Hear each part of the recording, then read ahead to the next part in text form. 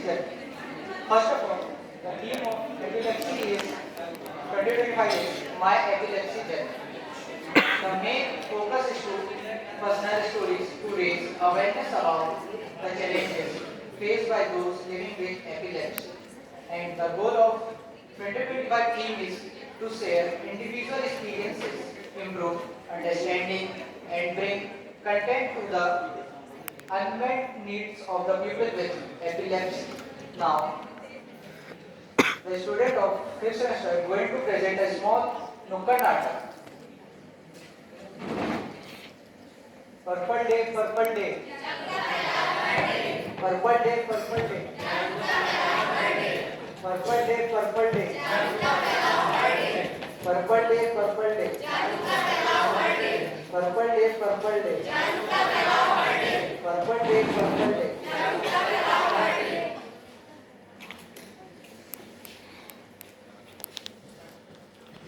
चलिए शुरू करते हैं। पहले एपिलेप्सी के इंट्रोडक्शन और डिफिनेशन की बात करते हैं।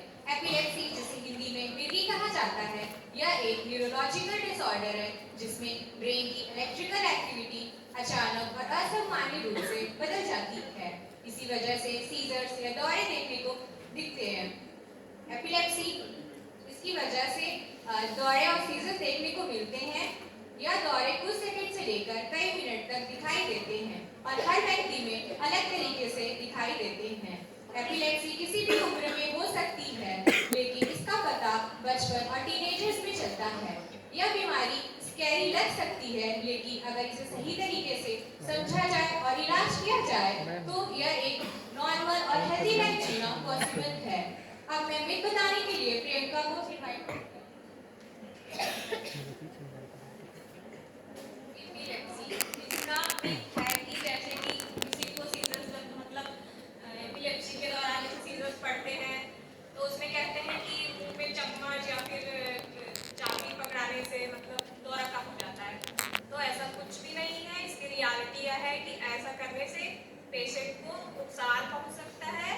एपिलेप्सी मतलब सीजर्स के दौरान पेशेंट को सुरक्षित स्थान पर रखें और मुंह में मतलब चम्मच, चाबी या फिर और कोई चीजें ना पकड़ाएं। नेक्स्ट वीक के लिए मैं इनवाइट करती हूँ करीना।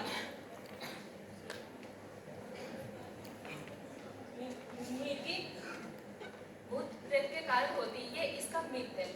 लेकिन इसकी रियलिटी ये है कि इसमें एक ब्रेन की एबनॉर्मल एक्टिविटी होती है, तो इसलिए इसका भूत प्रेत से कोई भी संबंध नहीं है। इसके बाद मैं इनवाइट करना चाहती हूँ आंचल यादव।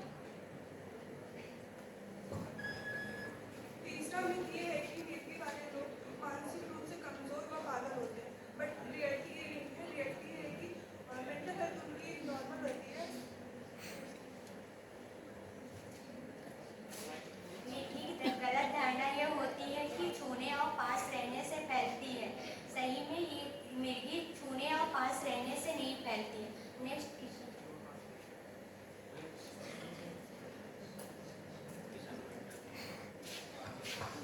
आज हम आप लोग को बताने जा रहे हैं एपिलेप्सी का कॉजेज, जिसमें से पहला ये है ड्यूरिंग बर्थ हेड इंजरी। इसमें ये होता है जब छोटे बच्चे पैदा होते हैं तो इंस्ट्रूमेंट के द्वारा उनके हेड में इंजरी हो जाता है, जिसकी वजह से उसमें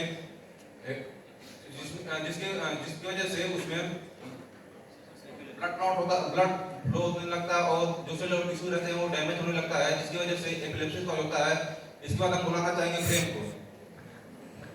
एपिलेप्सी का दूसरा कारण है स्ट्रोक। स्ट्रोक में प्रॉपर ब्लड सप्लाई नहीं हो पाती ब्रेन तक, इसकी वजह से ब्रेन सेल और टिश्यू डैमेज होने लगते हैं, उसकी वजह से एपिलेप्सी काज होता है। Next Arya Saroj.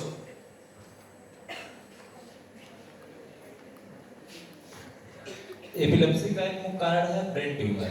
Brain tumour में जो है कि एबनॉर्मल सेल ग्रोथ हो जाती है हमारे ब्रेन में, तो जो से ब्रेन की इलेक्ट्रिक इम्पल्सेस हैं उसकी एक्टिविटी एबनॉर्मल हो जाती है, जिसके कारण हमारी बॉडी में झटके आने लगते हैं। और आगे मैं बुलाना चाहूंगा वीरेंद्र।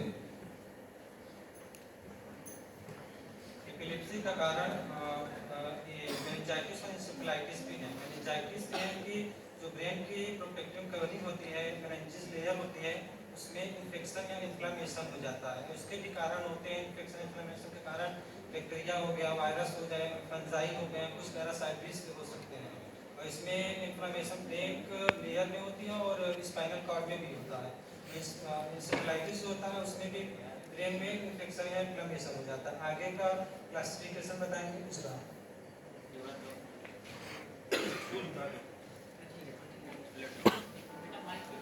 क्लासिफिकेशन ऑफ एपिलेप्सी, इसके जो होते हैं दो टाइप्स होते हैं, एक पार्शियल, एक जनरलाइज्ड। पार्शियल में क्या होता है कि जिस पर्सन को एपिलेप्सी आती है उसकी ब्रेन में एक ही हेमिस्फीयर क्या होता है, इन्वॉल्व होता है, और इलेक्ट्रिकल एक्टिविटी जो होती है वो एब्नॉर्मल होती है। इसके सिम्टम्स जो होते हैं वो होता है कि लेग के और आर्म के जर्किंग साइन एब्नॉर्मल दिखने को मिलता है, पर पर्सन जो होता है कुछ टाइम के बाद रिकवर हो जाता है। और सेकेंड जो होता है जनरलाइज। जनरलाइज में क्या होता है कि ब्रेन के दोनों इन्वॉल्व होते हैं लोग, और इसमें क्या पर्सन अचानक से गिर जाता है, और नेगेटिवनेस और जो होती है सिम्पटम्स जर्किंग साइंस हैंड और लेग्स को देखने को मिलती है, और एक रिदम में होता है और अनकॉन्शियस। नेक्स्ट में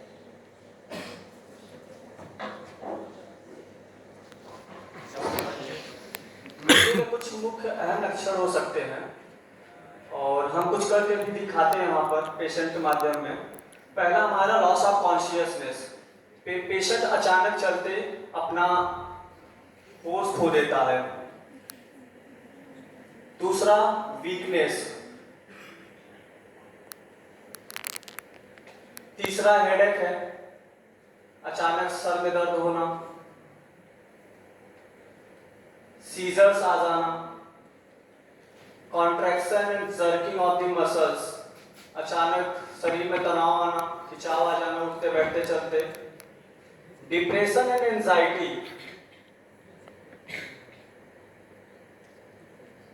स्टारिंग, घूरना, चलते उठते बैठते समय किसी भी इंसान को घूरते रहना continuous,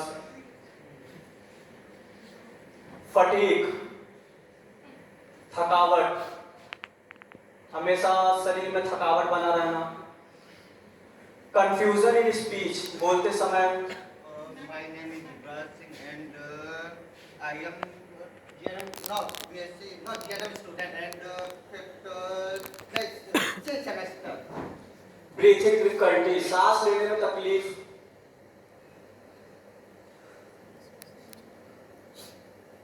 and now next diagnostic by Divyansh Tripathi. तो चलिए अब हम लोग बात करते हैं डायग्नोस्टिक इवैल्यूएशन के बारे में। कैसे पहचानेंगे कि किसी पेशेंट को एपिलेप्सी है? तो सबसे पहले हम करते हैं हिस्ट्री टेकिंग। हिस्ट्री टेकिंग में क्या करते हैं, पेशेंट को चेक करते हैं, उससे कुछ क्वेश्चनिंग करते हैं। जैसे पेशेंट है तो उससे पूछेंगे कब से आपको सीजर आ रहा है, लास्ट सीजर आपको कब आया था और किस सिचुएशन में आपको, जैसे कि आपको डिप्रेशन है, एंजाइटी या फिर किस सिचुएशन की वजह से आपको आ रहा है। दूसरा करते हैं neurological and physical examination. Neurological and physical examination में चेक करते हैं पेशेंट के कॉन्शियसनेस एंड फिजिकल उसकी एक्टिविटीज कैसी हैं। नेक्स्ट चेक करते हैं MRI CT scan. MRI CT scan इसलिए कराते हैं, चेक करते हैं उसके ब्रेन में कोई एबनॉर्मल एक्टिविटीज, जैसे कि आपने कॉजेस पढ़ा है स्ट्रोक या ट्यूमर, तो स्ट्रोक और ट्यूमर को चेक करने के लिए एमआरआई और सीटी स्कैन कराया जाता है। And last blood test. Blood test हम लोग इसलिए कराते हैं कि चेक करते हैं उसमें serum electrolyte level, blood sugar, KFT, NFT, और ये सब इसलिए चेक कराते हैं कि कहीं जो सीजर्स आ रहे हैं वो सीरम इलेक्ट्रोलाइट इम्बैलेंस की वजह से नहीं या फिर ब्लड शुगर कम हो गया है इसके लिए नहीं। अब नेक्स्ट